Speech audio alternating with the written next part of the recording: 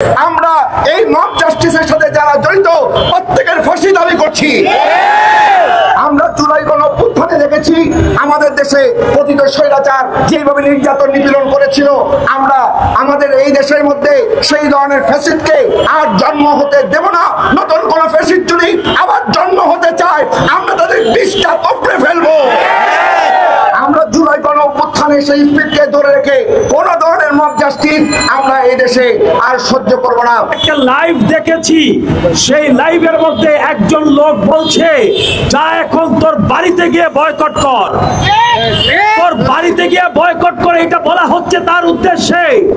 মৌলানা রইসুদ্দিনকে এই কথা কেন বলা হচ্ছে? বোঝা যাচ্ছে তার এই হত্যাকাণ্ড সরাসরি 26 তারিখের আমাদের সেই প্রোগ্রামের সাথে জড়িত। কারণ রইসুদ্দিন আমাদের এই প্রোগ্রামের জন্য সে একজন সংগঠক ছিল, সে সমন্বয়ক ছিল, সে লোকজনকে জড়ো করে ঢাকায় এনেছিল। আমি for the sake of argument, তর্কের খাতিরে যদি মেনেও নেই, তার যদি কোনো দোষ থেকেও থাকে, তাকে কেন বিনা চিকিৎসায় মরতে হবে? আমরা দেশের আইন শৃঙ্খলা রক্ষাকারী বাহিনীর সকল দাবি মেনে নিয়েছি, কিন্তু এই রক্ষাকারী আমাদের দেশে যারা আইন শৃঙ্খলা রক্ষার দায়িত্বে আছেন, যারা আমাদের নিরাপত্তা দেওয়ার দায়িত্বে আছেন, তারাই যদি আবার বিগত ফ্যাসিস্টের মতো আচরণ করে, আমরা কিন্তু শান্তিপূর্ণ আমাদের শান্তিপূর্ণ অবস্থানকে যারা দুর্বলতা মনে করে আমাদের উপরে বারবার বিভিন্ন সরকার করে আমাদের সাথে বৈষম্য করছে, এই বৈষম্যের বিচার হবে। আমার ভাই কি কারণে শহীদ হয়েছে, তাকে কি কারণে হত্যা করা হয়েছে? একজন মানুষ নাগরিক অধিকার পাওয়ার অধিকার, একজন মানুষের তার মানবিক যত অধিকার আছে, নাগরিক অধিকার আছে, সেটা পাওয়ার অধিকার আছে। কিন্তু একটা ভুয়া কথার ভিত্তিতে, একটা মবের ভিত্তিতে পুলিশ কখনো তাকে কারাগারে নিক্ষেপ করতে পারে না। এবং পুলিশ হেফাজতে সে যখন মৃত্যুর দিকে ছটফট করছিল, তার পরিবারের পক্ষ থেকে যখন পুলিশকে রিকোয়েস্ট করা হয়েছে আপনার বিচার যা করার পরবর্তীতে আপনি করবেন, কিন্তু আমাদের সন্তানকে, আমার এই ভাইকে আপনার চিকিৎসার ব্যবস্থা করেন, কিন্তু পুলিশ বলেছে এগুলি সব নাটক। তাদের এই অবহেলার কারণে আমার এই তরুণ ভাই মৃত্যুর দিকে ঢলে পড়েছে। যাই সমস্ত পুলিশরা এটাতে অবহেলা করেছে তাদেরকেও শাস্তির আওতায় আনতে হবে। বর্তমান যেই সরকার ক্ষমতায় আছে, আপনার বৈষম্য বিরোধী সরকার, আপনাদেরকে বৈষম্য বিরোধী আন্দোলনের মাধ্যমে আপনাদেরকে এখানে আমরা বসিয়েছি, কিন্তু আপনারা যদি বৈষম্য করেন তারপরে আমরা কিন্তু আর ঘরে বসে থাকবো না। যেভাবে পতিত স্বৈরাচারের বিরুদ্ধে আমরা গোটা দেশের মানুষ ঐক্যবদ্ধ হয়েছি, তাদেরকে ক্ষমতাচ্যুত করেছি, আমরা কিন্তু সেই ধারাবাহিকতা অব্যাহত রেখে আপনাদের বিরুদ্ধে দাঁড়াতে 1 মিনিট বিলম্ব করব না। আপনারাও সেই পতিত স্বৈরাচারের মতো পদত্যাগ করতে বাধ্য হবে। আপনারা দেখছেন দেশব্যাপী যে মবের রাজনীতি শুরু হয়েছে, এখন পর্যন্ত প্রশাসন কার্যকরী সেই ব্যবস্থা নিতে পারে নাই। শুধুমাত্র মব সৃষ্টি হলে পুলিশ ভয় পেয়ে যায়, পুলিশ তাদের বিরুদ্ধে অ্যাকশন নিতে চায় না, পুলিশ তাদের পক্ষে কথা বলে। এরকম করে অসংগঠিত মানুষ এই দেশ থেকে, এই দেশের মধ্যে তারা মৃত্যুর দিকে ঢলে পড়েছে। আমরা চাই আর একটা প্রাণও যেন মৃত্যুর দিকে না যায়, বিনা অপরাধে কোনো মানুষ যেন শাস্তির সম্মুখীন না হয়, এবং বিনা বিচারে কোনো মানুষের যেন এই ধরনের করুণ বরণ পরিণত না হয়। আমরা দেশবাসীর প্রতি অনুরোধ করব, আমরা ইনশাআল্লাহ আহলে সুন্নাত ওয়াল জামাতের যে সমস্ত আমরা আছি, আহলে সুন্নাত ওয়াল জামাত অনুসারী, এই দেশের মুসলমান, শান্তিপ্রিয় মুসলমান, আমরা কোনো জ্বালাও কোনো বিশ্বাস করি না।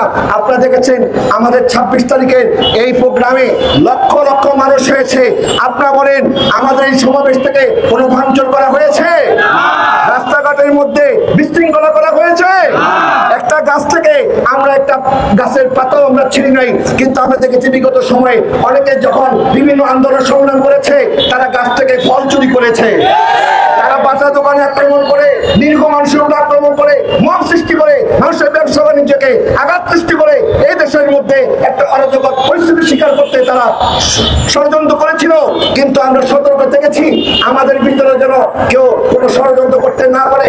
আমরা সেই জন্য সতর্ক অবস্থায় থেকে লক্ষ লক্ষ মানুষকে আমরা 1 ঘন্টার মধ্যে আমরা রাস্তা সাফ করে এই দেশের শান্তি শৃঙ্খলার প্রতি আমরা অবদান রেখেছি।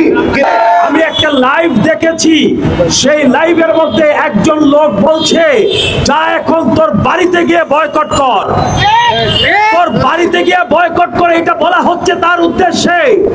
মৌলানা রইসুদ্দিনকে এই কথা কেন বলা হচ্ছে? বোঝা যাচ্ছে তার এই হত্যাকাণ্ড সরাসরি 26 তারিখের আমাদের সেই প্রোগ্রামের সাথে জড়িত। কারণ রইসুদ্দিন আমাদের এই প্রোগ্রামের জন্য সে একজন সংগঠক ছিল, সে সমন্বয়ক ছিল, সে লোকজনকে জড়ো করে ঢাকায় এনেছিল। আমি for the sake of argument, তর্কের খাতিরে যদি মেনেও নেই, তার যদি কোনো দোষ থেকেও থাকে, তাকে কেন বিনা চিকিৎসায় মরতে হবে? মব জাস্টিস বন্ধ করেন। মাননীয় বর্তমান আমাদের সরকার মহোদয়, আপনাদেরকে মব জাস্টিস বন্ধ করতে হবে। আমরা মাজারে আক্রমণ দেখছি, খানকায় আক্রমণ দেখছি, কেন আপনারা সুফিবাদী সুন্নিপন্থী শান্তিপ্রিয়, আমার ভাই মুস্তাফা আজহারি বলেছে শান্তিপূর্ণভাবে লক্ষ লক্ষ মানুষ নিয়ে দোয়েল চত্বর থেকে সেই মতিঝিল পর্যন্ত আমরা লক্ষ লক্ষ মানুষ নিয়ে আমরা পরশুদিন আমরা গ্যাদারিং করেছি শান্তিপূর্ণভাবে। আমরা শান্তির পক্ষে, কিন্তু আমাদেরকে অশান্ত করবেন না। আমরা সুলতান সালাহুদ্দিন আইয়ুবীর উত্তরসূরি, আমরা আব্দুল কাদের আল জাযাইরির উত্তরসূরি, আমরা উমরুল মুখতারের উত্তরসূরি, আমরা এই দেশে সিপাহ সালার সৈয়দ নাসিরউদ্দিন রাহিমাহুল্লাহর উত্তরসূরি, আমরা বাবা শাহজালালের উত্তরসূরি, যারা এই দেশে ইসলাম এনেছেন। আমাদেরকে উত্তেজিত করবেন না। আমরা দেশের আইন শৃঙ্খলা রক্ষাকারী বাহিনীর সকল দাবি মেনে নিয়েছি, কিন্তু এই রক্ষাকারী আমাদের দেশে যারা আইন শৃঙ্খলা রক্ষার দায়িত্বে আছেন, যারা আমাদের নিরাপত্তা দেওয়ার দায়িত্বে আছেন, তারাই যদি আবার বিগত ফ্যাসিস্টের মতো আচরণ করে, আমরা কিন্তু শান্তিপূর্ণ আমাদের শান্তিপূর্ণ অবস্থানকে যারা দুর্বলতা মনে করে আমাদের উপরে বারবার বিভিন্ন সরকার করে আমাদের সাথে বৈষম্য করছে, এই বৈষম্যের বিচার হবে। বৈষম্য বিরোধী সরকার যদি আমাদের সাথে বৈষম্য করে, আমরা কিন্তু আর ঘরে বসে থাকবো না। আমাদের সাংবাদিক ভাইদের মাধ্যমে আপনারা আমাদের এই দাবিকে সরকারের কাছে পৌঁছে দেন। গোটা দেশে সাধারণ মানুষ জানান আমাদের সাথে কি বৈষম্য করা হয়েছে। আমার ভাই আজকে আমাদের এই সমাবেশে অংশগ্রহণ করার কারণে তার উপরে যে নির্যাতন হয়েছে, তাকে পরিকল্পিতভাবে হত্যা করা হয়েছে। এই হত্যার সুষ্ঠু বিচার না হওয়া পর্যন্ত আমরা আন্দোলন থেকে ঘরে ফিরে যাব।